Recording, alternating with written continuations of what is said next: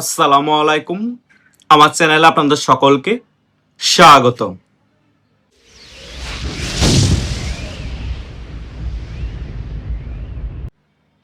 তারেক জিয়ার ভারত সফর নিয়ে কম জল গোলা হয়নি।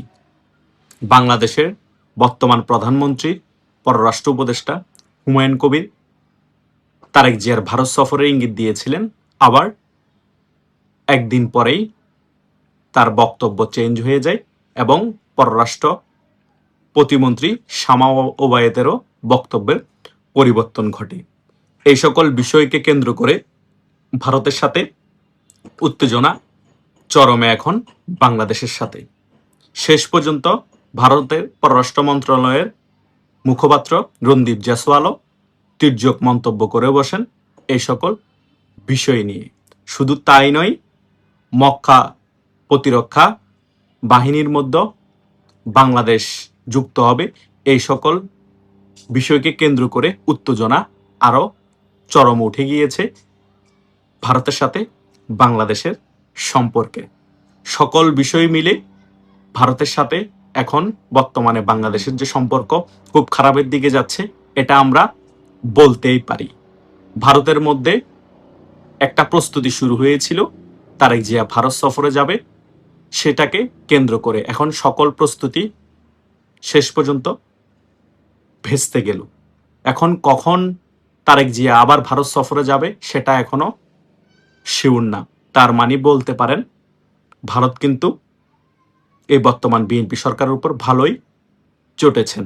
আর বর্তমান বিএনপি সরকার যে ভারতের সাথে সুসম্পর্ক করতে চায় না, সেটাও মোটামুটি ক্লিয়ারলি বোঝা যাচ্ছে। ভারত অনেক চেষ্টা করেছে বর্তমান বিএনপি সরকারের সাথে সুসম্পর্ক বজায় রাখতে এবং বাংলাদেশের এখন যে সকল সমস্যা আছে সে সকল সমস্যা সমাধানে বর্তমান বিএনপি সরকারকে সাহায্য সহযোগিতার হাত বাড়াতে। কিন্তু বর্তমান বিএনপি সরকার সেদিকে না হেঁটে তারা পাকিস্তানি মনোভাব পোষণ করছে। পাকিস্তান যেদিকে হাঁটছে তারাও সেদিকে হাঁটার জন্য বসে আছে। এমত অবস্থায় বাংলাদেশের পরিস্থিতি যে আগামীতে অনেক বেশি খারাপ হতে যাচ্ছে সেটা মোটামুটি বলাই যায়। এই যে দেখেন বাংলাদেশের এখন বর্তমান পরিস্থিতি, ঢাকার মতো জায়গায় 24 ঘন্টার মধ্যে 7-8 ঘন্টা কারেন্ট থাকে না। আমি যে এখন ভিডিওটি করছি এখনো কিন্তু কারেন্ট নেই। কারেন্ট ছাড়া অবস্থায় আমি আপনাদের কাছে ভিডিও করে কথা বলতে হচ্ছে। কি করব, যখনই ভিডিও করতে আসি তখনই কারেন্ট চলে যায়। এই অবস্থা হচ্ছে বাংলাদেশের। সো আগামীতেও কিন্তু আরও বিদ্যুৎ সংকট বেড়ে যাবে। আদানি কিন্তু বিদ্যুৎ সাপ্লাই আরো অনেক বেশি কমিয়ে দিবে। শুধু তাই নয়, আগামীতে গ্যাস সংকটও অনেক বেশি বেড়ে যাবে, গ্যাসের দামও অনেক বেশি বেড়ে যাবে। বিদ্যুৎ সংকটের কারণে বাংলাদেশে অলরেডি বিদ্যুতের ইউনিটের দামও অনেক বেশি বেড়ে গিয়েছে। বিদ্যুৎ বিল যে কি পরিমাণ বেড়েছে শহরে এবং গ্রামের লোকেরা হারে হারে ভালোভাবে টের পাচ্ছে। আমি তো শুধু এই দুইটা জিনিসের কথা বলেছি, দ্রব্যমূল্যের কথা নাই বললাম। ভারত কিন্তু বর্তমান বিএনপি সরকারকে চাপে রাখার জন্য আরো অনেক কিছুই কিন্তু কূটনীতিকভাবে চাপ প্রয়োগ করবে, কারণ ভারতের ইগোকে হার্ট করেছে এই বর্তমান বিএনপি সরকার। আমি বলেছিলাম না, ভারত কিন্তু তির্যক মন্তব্য বিএনপি সরকার আসার পর থেকে একবারও করে নাই এবং বিএনপি সরকারকে চাপে ফেলানোর জন্য যে সকল কার্যকলাপ করার সে সকল ভূমিকাও কিন্তু ভারত এই 6 মাস চলে যাওয়ার পরও দেখায়নি। কিন্তু ভারত কিন্তু এখন ক্লিয়ারলি বলে দিয়েছে, আমাদের নিরাপত্তার যখন হুমকি মনে হবে, আমাদের স্বার্থের বাইরে যখন আমাদের কোনো প্রতিবেশী রাষ্ট্র কাজ করবে, তখনই কিন্তু আমরা ছেড়ে কথা বলবো না। রণদীপ জয়সওয়াল সেটা কিন্তু কূটনীতিক বার্তা দিয়ে ক্লিয়ারলি বলে দিয়েছে। এটা কেন বলেছে? কারণ বর্তমান বিএনপি সরকার মক্কা প্রতিরক্ষা বাহিনীতে যুক্ত হওয়ার একটি খায়েশ দেখিয়েছে, সেই কারণে। সেম একইভাবে রাশিয়া যেভাবে ইউক্রেনকে আক্রমণ করেছে, ইউক্রেন নেটোতে যুক্ত হতে চেয়েছে, সে কারণে সেমলি ভাবে কোনো প্রতিবেশী রাষ্ট্র ভারতের যারা আছে তাদেরকে অন্য কোনো দেশের সাথে বাহিনীর সাথে নেটোর মতো করে যুক্ত হতে দিবে না ভারত। তার মানে বিএনপি সরকারের সামনে যে শনি আসছে সেটা মোটামুটি ক্লিয়ারলি বলাই যায়। আমার কথা হচ্ছে ভারত সম্পর্ক ভালো করতে চেয়েছে, ভারত তারেক জিয়াকে ভারত সফরে আমন্ত্রণ জানিয়েছে। তারেক জিয়া ভারত সফরে গেলে কি এমন হতো? সে নিজেকে এমন বড় হামবড় ভাব দেখাচ্ছে তারেক জিয়া, যে তার অনেক ওয়েট হয়ে গিয়েছে, ভারত সফরে যাওয়া লাগবে না, ভারত সফরে গেলে শেখ হাসিনার বিষয়ে আগে রফা দফা করতে হবে, প্রত্যর্পণ চুক্তি অনুযায়ী শেখ হাসিনাকে ফিরিয়ে দিতে হবে।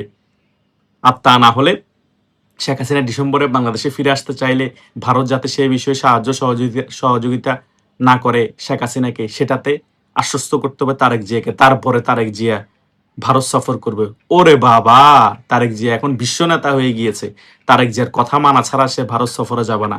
ভারত জাস্ট অপেক্ষা করতেছে। ভারত চাণক্য নীতির রাজনীতি করে, তারা খুব স্লো পলিটিক্সটা করে, কিন্তু রেজাল্ট কিন্তু পজিটিভ হয়, তাদের পক্ষে আসে সবসময়। কূটনীতিকভাবে তারা সবসময় বিজয়ী হয়, কারণ চাণক্য নীতির রাজনীতি এমনই, আস্তে আস্তে কাজ করবে, কেউ বুঝতে পারবে না, কিন্তু রেজাল্ট আসার টাইমে ভারতের পক্ষে আসবে। সেটাই কিন্তু ভারত করে যাচ্ছে। বিএনপি সরকার বুঝতে পারতেছে না কোন ফাঁদের মধ্যে তারা পড়ে গিয়েছে। বিএনপি এখন নাচতেছে আমেরিকা এবং পাকিস্তানের বলে। আমেরিকাও কিন্তু খারাপ সময়ে বিএনপির পাশে থাকবে না। আর পাকিস্তান নিজেরাই হচ্ছে তলাবিহীন ঝুরি। তাদের বালুচিস্তান এখন স্বাধীন হতে যাচ্ছে, সেটাই তারা রক্ষা করতে পারছে না। বর্তমান বিএনপি সরকারের পাশে কিভাবে থাকবে? তাই বিএনপি সরকার যে সিদ্ধান্তটি নিচ্ছে সেটা চরম একটি ভুল সিদ্ধান্ত। আগামীতে বিএনপির ভুল সিদ্ধান্তের কারণে বাংলাদেশের জনগণ সেটা সাফার করবে। বিএনপির মারাত্মকভাবে পতন হবে। আর বিএনপির মারাত্মকভাবে যখন পতন হবে, বিএনপিকে সাপোর্ট দেওয়ার মতো বিশ্বের কোনো রাষ্ট্র থাকবে না, এবং বিএনপির নেতাকর্মীরা বাংলাদেশ ছেড়ে পালানো সম্ভব হবে না। এমন এক পরিস্থিতি বাংলাদেশে তৈরি হবে। অলরেডি বিএনপির অনেক নেতার লিস্টও কিন্তু ভারতের কাছে আছে, যারা ভারত বিরোধিতা বক্তব্য দিচ্ছে, ভারত বিরোধিতার রাজনীতি প্রমোট করছে। জামাতের নেতাকর্মীদেরও লিস্ট আছে ভারতের কাছে, এনসিপি সকলের লিস্ট আছে। আওয়ামী লীগও কিন্তু বসে নেই, সকলের লিস্ট কিন্তু আওয়ামী লীগ করে রেখেছে। জাস্ট সময়ের অপেক্ষা, পরিবর্তন হবে, রেজিম চেঞ্জ হবে, কেল্লা ফতে। বিএনপি আর ৩০ বছরের জন্য ক্ষমতা চোখে দেখবে না। জামাত এবং এনসিপি বলতে বাংলাদেশে কোনো রাজনৈতিক দল থাকবে না। তারা এই সকল বিষয়গুলো ক্লিয়ারলি বুঝতে পেরেছে, সে কারণেই তারা আওয়ামী লীগকে বাংলাদেশের রাজনীতিতে ফিরে আসতে দিতে চাচ্ছে না, নির্বাচনও আসতে দিতে চাচ্ছে না, এবং ভারতের সাথে কোনো বিষয়ে যাতে বিএনপি নেগোসিয়েশন না করে, ভারত সফরে না যায়, সেটাও কিন্তু জামাত এবং এনসিপি চাচ্ছে। সেই ফাঁদে কিন্তু পা দিয়ে ফেলেছে তারেক জিয়া। এখন সেই ফাঁদে পা দেওয়ার কারণে বিএনপিরও অবস্থা কিন্তু জামাত এবং এনসিপির মতো করে ফেলবে ভারত, এবং আওয়ামী লীগ সম্পূর্ণরূপে সমর্থন পাবে ভারতের। আমি সবসময় বলেছি না, রাজনীতিতে ভাবিয়ে কাজ করতে হবে, করার পরে ভাবা যাবে না। এমন কোনো কাজ করা যাবে না যে আগামী প্রজন্ম বর্তমান প্রজন্মের ভুল কাজের কারণে পস্তাতে হয়। বিএনপি কিন্তু সে ভুলটাই করে গিয়েছে। আগামী ৩০ বছর পরেও কিন্তু বিএনপিকে এই ভুল সিদ্ধান্তের কারণে অনেক বড় সাফার করতে হবে আগামী প্রজন্মকে। আশা করছি আমি এই ভিডিওর আলোচনায় যে বিষয়গুলো ক্লিয়ার করার চেষ্টা করেছি এবং আপনাদের মাঝে তুলে ধরার চেষ্টা করেছি, যারা আমার এই ভিডিওটি প্রথম থেকে শেষ পর্যন্ত দেখেছেন, তারা মোটামুটি সকল বিষয় ক্লিয়ার হতে পেরেছেন আমি কোন বিষয়গুলো আপনাদের মাঝে ক্লিয়ার করার চেষ্টা করেছি। ধন্যবাদ সকলকে।